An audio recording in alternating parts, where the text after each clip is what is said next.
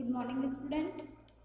आज हम कक्षा 9 में गद्य खंड के पाठ 7 महादेवी वर्मा द्वारा लिखित मेरे बचपन के दिन नामक पाठ को पढ़ेंगे। कवयित्री महादेवी वर्मा, लेखिका महादेवी वर्मा का जन्म सन 1907 में उत्तर प्रदेश के फर्रुखाबाद शहर में हुआ था। उनकी शिक्षा दीक्षा प्रयाग में हुई।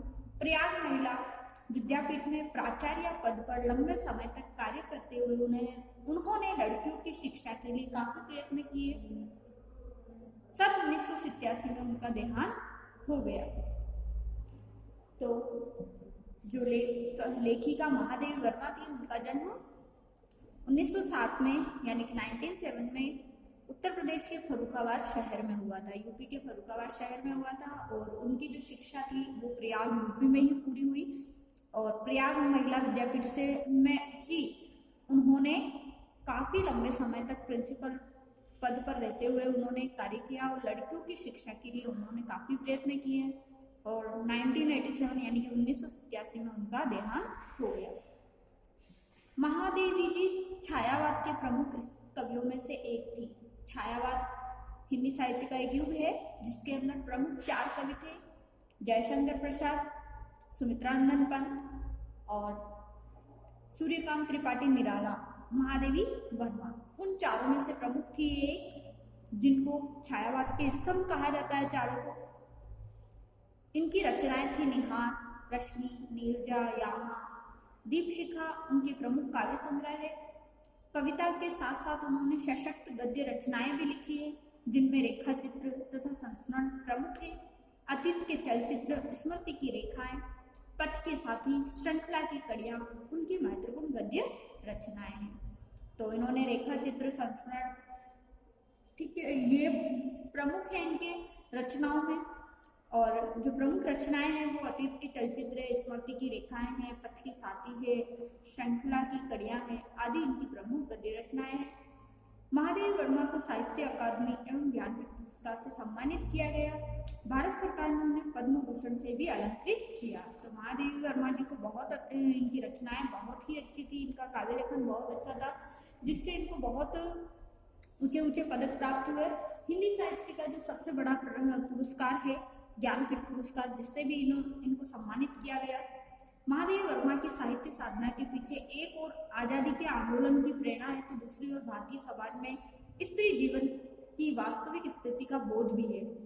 तो उनकी जो साहित्य साधना थी अर्थात साहित्य लेखन जो उन्होंने प्रारंभ किया था उसमें मानो एक और तो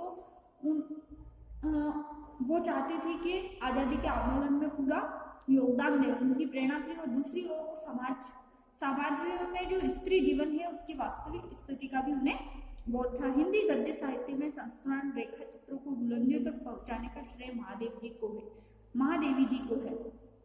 तो हिंदी गद्य में जो हिंदी गद्य साहित्य में जो संस्मरण और रेखा चित्र जो लिखे हैं उनका जो ऊंचाइयों तक पहुंचाने का जो श्रेय है वो महादेवी वर्मा जी को जाता है। उनके संस्मरणों और रेखा चित्रों में शोषित पीड़ित लोगों के प्रति ही नहीं बल्कि पशु पक्षियों के लिए भी आत्मीयता एवं अक्षय करुणा प्रकट होती है। पशु पक्षियों में जैसे गोरा, गीलू, नीलू ये इनकी प्रमुख रचनाएं रही हैं। उनकी भाषा शैली सरल एवं स्पष्ट है तथा शब्द चयन प्रभावपूर्ण और चित्रात्मक थे। और इन्होंने अपने जो लेखन में जो शब्दों का चयन किया है वो बहुत ही प्रभावपूर्ण थे। मानो कि जैसे पढ़ते ही उनके चित्र हमारे सामने आ जाते हैं। इस प्रकार की इनकी रचनाएं हैं। आइए आगे पढ़ते हैं।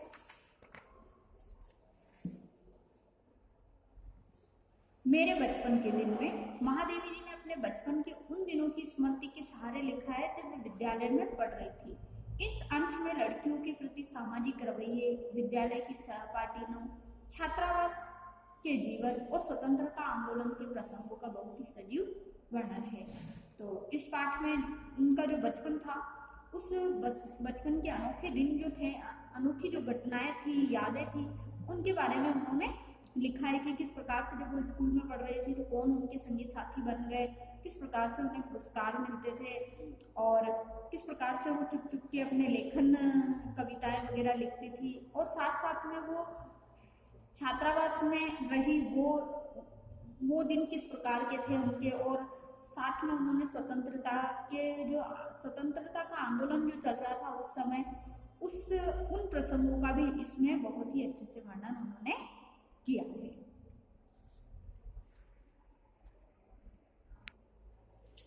मेरे बचपन के दिन, जो कि महादेवी द्वारा संस्मरण के रूप में, संस्मरण शैली में यह पाठ लिखा गया है कि उनका बचपन जो था वो कैसा था, वो बचपन के दिन किस प्रकार थे। बचपन की स्मृतियों में एक विचित्र सा आकर्षण होता है। बचपन के समय जो हमारी यादें होती हैं उसमें एक अनोखा सा आकर्षण होता है। कभी कभी लगता है जैसे सपने में सब देखा होगा, परिस्थितियां बहुत बदल जाती है। हम भी जब छोटे थे तो हमारा बचपन कितना सुंदर हुआ करता था, परंतु जब आज बड़े हो जाते तब बहुत ही स्थितियां होती है, जो परिस्थितियां होती है वो सब कुछ बदल जाती है। तो मानो ऐसा प्रतीत होता है कि जैसे हमारा सब कुछ ही बदल गया हो। जो बचपन था वो बहुत ही सुंदर था। हम आज़ादी से रहते थे, मन मर्जी से खेलते कूदते थे, परंतु जब बड़े होने के बाद हमारे ऊपर जिम्मेदारियां आ जाती है, हमारी परिस्थितियां बदल जाती है, तो जो हमारा बचपन होता है वो मानो एक सपने के समान बनकर रह जाता है। अपने परिवार में कई पीढ़ियों के बाद उत्पन्न हुई। मेरे परिवार में प्राय 200 वर्षों तक कोई लड़की ही नहीं। सुना है उसके पहले लड़कियों को पैदा होते ही परम धाम भेज देते थे। फिर मेरे बाबा ने बहुत दुर्गा पूजा की। हमारी कुलदेवी दुर्गा थी। मैं उत्पन्न हुई तो मेरी बड़ी खातिर हुई, और मुझे वह सब नहीं सहना पड़ा जो अन्य लड़कियों को सहना पड़ता। परिवार में बाबा फारसी और उर्दू जानते थे, पिता ने अंग्रेजी पढ़ी थी, हिंदी का कोई वातावरण नहीं था।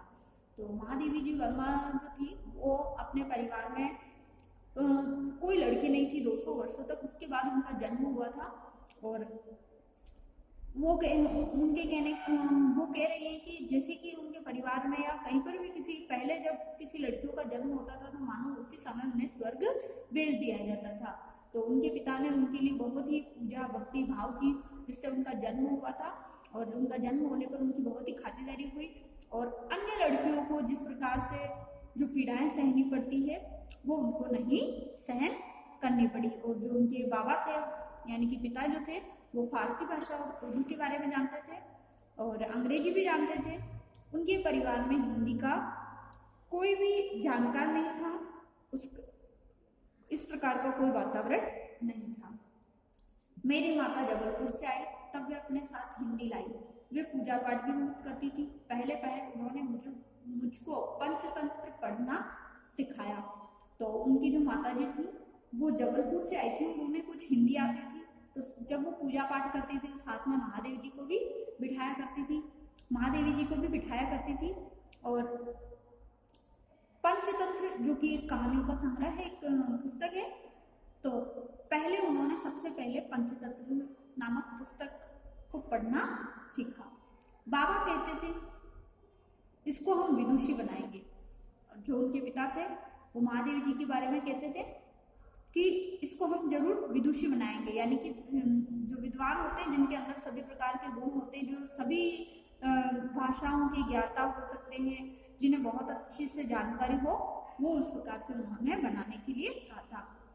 मेरे संबंध में उनका विचार बहुत ऊंचा रहा, इसीलिए पंचतंत्र भी पढ़ा मैंने, संस्कृत भी पढ़ी। ये अवश्य चाहते थे कि मैं उर्दू फारसी सीख लूँ, लेकिन वह मेरे वश की नहीं थी। मैंने जब एक दिन मौलवी साहब को देखा तो बस दूसरे दिन में चारपाई के नीचे जा छिपी। और उनके पिता चाहते थे कि वह उर्दू फारसी सब तरह की भाषाओं का ज्ञान ग्रहण करे, परंतु महादेवी जी कहती है कि ये मेरे वश में नहीं था, यानी कि मैं नहीं सीख पा रही थी। और जब मौलवी साहब उर्दू पढ़ाने आए तो उनसे इतना डर गई थी कि अगले ही दिन वो चारपाई यानी कि पलंग के नीचे जा छिपी। तब पंडित जी आए संस्कृत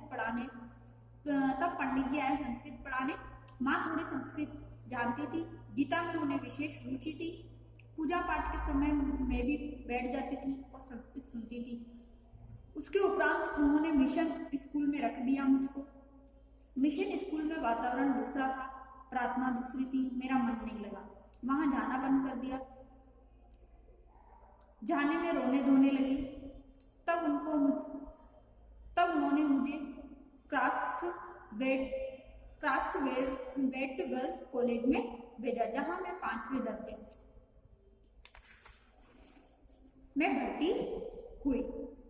तो पहले तो उनको मिशन में रखा गया, मिशन स्कूल में, जहाँ जो प्रार्थनाएं वगैरह होती थी वो उन्हें समझ में नहीं आती थी, उनका मन नहीं लगता था। तो फिर बाद में तो उन्हें वहाँ से निकालकर गर्ल्स कॉलेज में वहाँ भर्ती कराया। यहाँ का वातावरण बहुत अच्छा था। उस समय हिंदू लड़कियाँ भी थी, ईसाई लड़कियाँ भी थी। हम लोगों का एक ही मेस था। उस मेस में प्याज तक नहीं बनता था। मेस यानी भोजनालय होता है। तो इस प्रकार से सभी धर्म की जो अलग अलग लड़कियां थी, उन सभी के लिए मानो कि जो किचन था वो एक ही था, उसी में सभी के लिए खाना बनता था। वहाँ छात्रावास के हर एक कमरे में हम 4 छात्राएं रहती थी। उनमें पहली ही साथीनी सुभद्रा कुमारी मिली। 7वें दर्जे में मुझसे 2 साल सीनियर थी। तो जब वो हॉस्टल में रहने लगी तो उनकी जो साथी बनी, सबसे पहले वो कौन बनी? सुभद्रा कुमारी चौहान बनी, जो ये भी बहुत अच्छी कवयित्री है, जो उनकी साथी थी। वो उनसे सीनियर थी, 2 क्लास आगे थी। वे कविताएं लिखती थी और मैं भी बचपन से तुक मिलाती आई थी। बचपन से तुक मिलाना यानी कि ऐसे शब्दों का चयन करना जो गाने में समान हो, जिनकी मात्राएं वगैरह सब ध्यान रखते हुए बोलना पड़ता है। तो वो भी क्या करती थी, महादेवी जी सुभद्रा कुमारी जी के साथ तुक मिलाया करती थी बचपन से, और उनकी खुद की भी गुनगुनाने की आदत पड़ी हुई थी। बचपन में माँ लिखती थी, पद भी गाती थी। मीरा के पद विशेष रूप से गाती थी। सवेरे जागिए कृपा निधान, पंछी बन बोले। कृपा निधान मतलब जो ईश्वर है उनके लिए कहा गया है। यही सुना जाता था। प्रभाती गाती थी। शाम को मीरा का कोई पद गाती थी। सुन सुनकर मैंने भी ब्रज भाषा में लिखना आरंभ किया। तो इस प्रकार से क्या होता था कि जब उनकी माता तो थी, शाम सवेरे जब पूजा पाठ करती थी तो कुछ मीरा के पद गाया करती थी ब्रज भाषा के। तो ये सभी पद सुन सुनकर महादेवी जी ने भी क्या कर लिया, ब्रज भाषा का ज्ञान ग्रहण कर लिया और स्वयं भी ब्रज भाषा में लिखना प्रारंभ करने लगी थी। यहाँ आकर देखा कि सुभद्रा कुमारी खड़ी बोली में लिखती थी। मैं भी वैसा ही लिखने लगी, लेकिन सुभद्रा जी बड़ी थी, प्रतिष्ठित हो चुकी थी। उनसे छिपा छिपा कर लिखती थी मैं। एक दिन उन्होंने कहा, महादेवी तुम कविता लिखती हो? तो महादेवी सुभद्रा कुमारी जी की जो रचनाएं थी वो उनसे बड़ी थी, तो और उन्हें अच्छा नॉलेज था, तो अच्छी प्रकार से लिख पाती थी। लेकिन महादेवी जी सीख रही थी, तो वो सुभद्रा कुमारी जी से चुपके चुपके लिखा करती थी। परंतु एक दिन क्या होता है कि महादेवी जी की जो कविताएं होती है उनके बारे में सुभद्रा जी को पता लग जाता है। तो उनसे पूछती है कि क्या तुम कविता लिखती हो? तो मैंने डर के मारे कहा नहीं। अंत में उन्होंने मेरी डेस्क की किताबें की तलाशी ली। बहुत सा निकल पड़ा उसमें से। तब जैसे किसी अपराधी को पकड़ते हैं, ऐसे उन्होंने एक हाथ में कागज लिए और एक हाथ से मुझे पकड़ा और पूरे हॉस्टल में दिखाई कि ये कविता लिखती है। फिर हम दोनों की मित्रता हो गई। और इस प्रकार से जब सुभद्रा जी को पता चला कि वो कविता लिखती, तो उनके सारे डेस्क की जो जितनी भी बुक्स थी सबको छान मारा और जितना भी लिखे हुए पेज वगैरह थे उनमें से एक पेज हाथ लग गया जिस पर कविता लिखी हुई थी। और उस पेज को लेकर, उस कविता के पेज को लेकर, वो महादेवी जी को लेकर पूरे हॉस्टल में घुमाया। सब बच्चों लड़कियों को बता दिया कि ये कविता लिखती और दोनों में अच्छी दोस्ती हो जाती। क्राफ्टवेट में एक पेड़ की डाल नीचे थी। उस डाल पर हम लोग बैठ जाते थे। जब और लड़कियां खेलती थी तब हम लोग तुक मिलाते थे। उस समय एक पत्रिका निकलती थी, स्त्री दर्पण, उसी में बेच देते थे। अपनी तुकबंदी छप भी जाती थी। फिर यहाँ कवि सम्मेलन होने लगे, हम लोग भी उनमें जाने लगे। हिंदी का उस समय प्रसार था। मैं सन 1917 में यहाँ आई थी। तो 1917 के समय हिंदी भाषा का प्रसार बढ़ रहा था, प्रसार हो रहा था। तो उस समय एक स्त्री दर्पण पत्रिका निकलती जिसमें महादेवी जी और सुभद्रा जी अपने गानों का तुक मिलाती थी, यानी गीतों का तुक मिलाकर उसमें लिखती थी। और वो कविताएं जो थी, तुकबंदी जो थी, वो उसमें छप जाती थी। धीरे धीरे फिर कवि सम्मेलन होने लगा। कवि सम्मेलन में वो जाने लगी। हिंदी उसके उपरांत गांधी जी का सत्याग्रह आरंभ हो गया और उसी समय कुछ दिनों के बाद गांधी जी द्वारा सत्याग्रह जो आंदोलन चलाया गया वो प्रारंभ हो गया और आनंद भवन स्वतंत्रता के संघर्ष का केंद्र हो गया। जो आनंद भवन बना हुआ था वो स्वतंत्रता का जो केंद्र बन गया था, संघर्ष केंद्र बन गया था। जहां तहां हिंदी का भी प्रचार चलता था, कवि सम्मेलन होते थे। तो क्राफ्ट से मैडम हमको साथ लेकर जाती थी, हम कविता सुनाते थे। कभी हरिओ जी अध्यक्ष होते थे, कभी श्रीधर पाठक होते थे, कभी रत्नाकर जी होते थे, कभी कोई होता था। कब हमारा नाम पुकारा जाए बेचैनी से सुनते रहते थे। मुझको प्राय प्रथम पुरस्कार मिलता था, 100 से कम पदक नहीं मिले होंगे उसमें। तो जब वो कवि सम्मेलन होते थे तो इस प्रकार से जब कवि सम्मेलन होते थे तो महादेवी जी और सुभद्रा जी को उनकी जो मैडम थी उन्हें साथ ले जाती थी और वो भी वहाँ पर जो स्वतंत्रता के लिए जो संघर्ष हो रहा था वहाँ पर जो हिंदी भाषा का प्रचार हो रहा था उनमें वो लोग भी योगदान करते थे, अपनी कविताएं सुनाती थी। तो आज हम महादेवी वर्मा द्वारा लिखित जो मेरे बचपन के दिन पार्ट 1 हम यहीं तक पढ़ेंगे।